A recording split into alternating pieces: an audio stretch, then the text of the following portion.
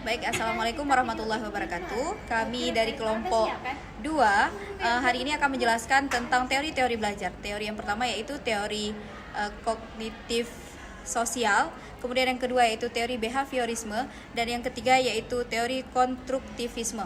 Teori belajar yang pertama yaitu teori belajar behaviorisme. Teori belajar ini yaitu mekanisme teori yang mempelajari perilaku dari manusia. Nah, penerapan dari teori behaviorisme ini di dalam pembelajaran yaitu tidak terlepas dari stimulus yang sudah dibuat oleh guru agar siswa mampu mengulangi atau berperilaku sesuai dengan yang diharapkan oleh guru. Pemberian stimulus yang berulang ini dapat menjadi suatu pembiasaan dilakukan kepada peserta didik, tentu saja harus sesuai dengan tujuan dari pembelajaran. Adanya stimulus sesungguhnya menjadi sebuah perangkat keras agar proses dan hasil belajar bisa dikembangkan sedemikian rupa, namun tetap berada dalam konteks tujuan pembelajaran. Teori selanjutnya yaitu teori sosial kognitif. Nah, teori sosial kognitif ini menggagas bahwa pembelajaran manusia terjadi dalam sebuah lingkungan sosial yang melibatkan proses kognitif. Dalam menerapkan teori pembelajaran kognitif sosial ini dalam suatu kelas, maka seorang guru perlu berfokus pada proses berpikir siswa dan memberikan strategi yang tepat berdasarkan fungsi kognitif mereka. Kemudian melibatkan siswa dalam berbagai kegiatan seperti memberikan waktu bagi mereka untuk bertanya, kesempatan untuk membuat kesalahan dan memperbaikinya, sehingga berdasarkan hasil pengamatan serta merefleksikan siswa tersebut diharapkan mampu memahami proses mental. Teori yang terakhir yaitu teori konstruktivisme. Nah, teori konstruktivisme ini mempunyai dua pandangan konstruktivistik. Yang pertama yang dicetuskan oleh Jean Piaget dan juga yang dicetuskan oleh Vygotsky. Nah, menurut Piaget sendiri, peran guru dalam pembelajaran dalam teori konstruktivisme ini adalah sebagai fasilitator atau moderator. Yang kedua yaitu teori konstruktivisme sosial. Menurut Vygotsky memandang bahwa pengetahuan dikonstruksi secara kolaboratif antar individual dan keadaan tersebut dapat disesuaikan. Nah, penerapan teori konstruktivisme ini sendiri dalam pembelajaran yang pertama yaitu dapat mendorong kemandirian dan inisiatif dari siswa dalam belajar. Selanjutnya, guru mengajukan pertanyaan terbuka dan memberikan kesempatan beberapa waktu kepada siswa untuk merespon, sehingga siswa mampu berpikir secara reflektif. Yang selanjutnya yaitu mendorong siswa berpikir tingkat tinggi, dan yang terakhir siswa tersebut diharapkan dapat terlibat secara aktif dalam dialog di kelas. Baik, selanjutnya saya Mary Salma akan menjelaskan tentang model pembelajaran berdasarkan prinsip konstruktivisme.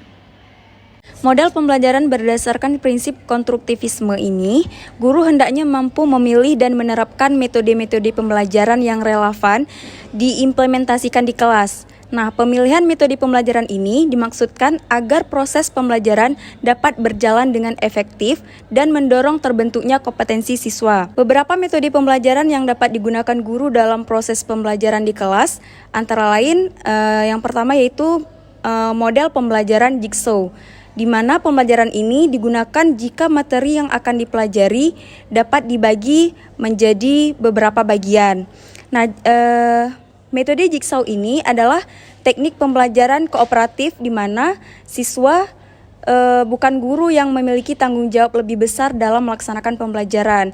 Nah, tujuan dari model pembelajaran jigsaw ini adalah mengembangkan kerja tim, keterampilan belajar kooperatif, dan menguasai pengetahuan secara mendalam yang tidak mungkin diperoleh apabila mereka mencoba untuk mempelajari semua materi sendirian. Pembelajaran jigsaw ini, setiap siswa yang ada di kelompok awal mengkhususkan diri pada suatu bagian dari sebuah unit pembelajaran. Nah, para siswa kemudian bertemu dengan anggota kelompok lain yang ditugaskan untuk mengerjakan bagian yang lain, dan setelah menguasai materi lainnya, mereka akan pulang ke kelompok awal dan menginformasikan materi tersebut ke anggota lainnya.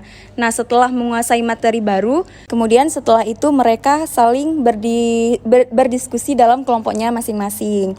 Nah, kelebihan model pembelajaran jigsaw ini adalah pengelompokan semacam ini memungkinkan peserta berbagi perspektif yang berbeda tentang bacaan yang sama, yang secara potensial diakibatkan oleh pemahaman yang lebih mendalam terhadap salah satu bab misalnya.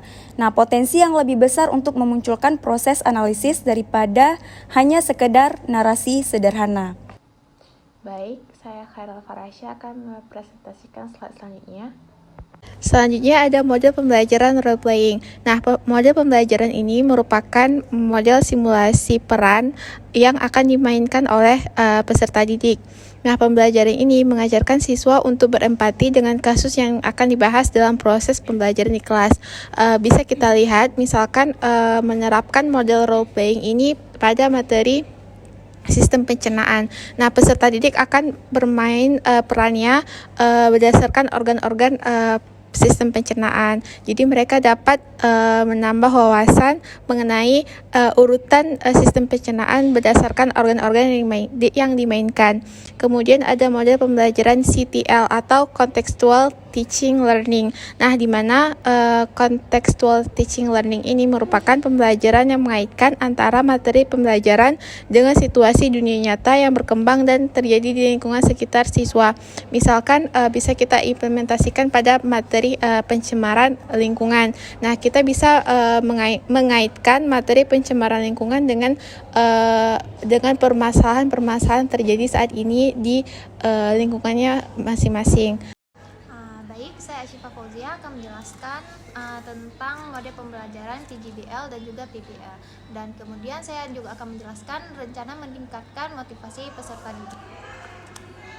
Baik, selanjutnya saya akan menjelaskan tentang model pembelajaran PGBL dan PBL. Nah, di sini pada model pembelajaran PGBL difokuskan pada permasalahan kompleks yang memerlukan investigasi dan bereksperimen secara kolaboratif dalam sebuah proyek. Nah, adapun pembelajaran berbasis proyek ini dimulai dengan sebuah pertanyaan esensial atau bimbingan. Akan diselesaikan dalam waktu yang agak lama, berorientasi dengan produk akhir atau serta kegiatan produksi yang memerlukan pengetahuan. Selanjutnya hasil pembelajaran berupa produk. Adapun langkah-langkah pembelajaran PGBL ini adalah yang pertama adanya pelatihan pertanyaan mendasar, kemudian menyusun perencanaan proyek, kemudian menyusun jadwal, kemudian memantau siswa dan kemajuan proyek, kemudian penilaian hasil dan evaluasi pengalaman. Adapun kelebihan dari metode pembelajaran ini, siswa terlibat dalam kegiatan dunia nyata dan mempraktikkan strategi autentik secara disiplin. Dan juga model pembelajaran ini bersifat terpadu dengan kurikulum sehingga tidak memerlukan tambahan atau apapun dalam pelaksanaannya. Adapun kekurangan atau kelemahan dari model pembelajaran ini, yang pertama itu memerlukan banyak waktu dan biaya, kemudian memerlukan banyak media dan sumber belajar. Baik, selanjutnya ada PBL, yaitu model pembelajaran yang merangsang peserta didik untuk belajar melalui permasalahan nyata. Nah, di sini model pembelajaran ini menggunakan masalah nyata yang tidak struktur dan bersifat terbuka. Adapun langkah-langkah pembelajaran PBL ini yaitu yang pertama mengorientasikan peserta didik terhadap masalah, kemudian mengorganisasikan peserta didik untuk belajar, dan yang ketiga membimbing penyelidikan individu maupun kelompok, dan yang keempat mengembangkan dan menyajikan hasil karya, kemudian menganalisis dan mengevaluasi. Selanjutnya rencana meningkatkan motivasi peserta didik. Nah, dapat kita ketahui pada Tania yang berumur 7 tahun ini memiliki kemampuan rendah dan keinginan yang rendah untuk sukses. Nah, jadi rencana untuk meningkatkan motivasi peserta didik yaitu membuat pembelajaran yang menarik, bertahap, dan berkelanjutan untuk meningkatkan kemampuan Tania. Nah, kemudian ada Samuel yang berusia 10 tahun.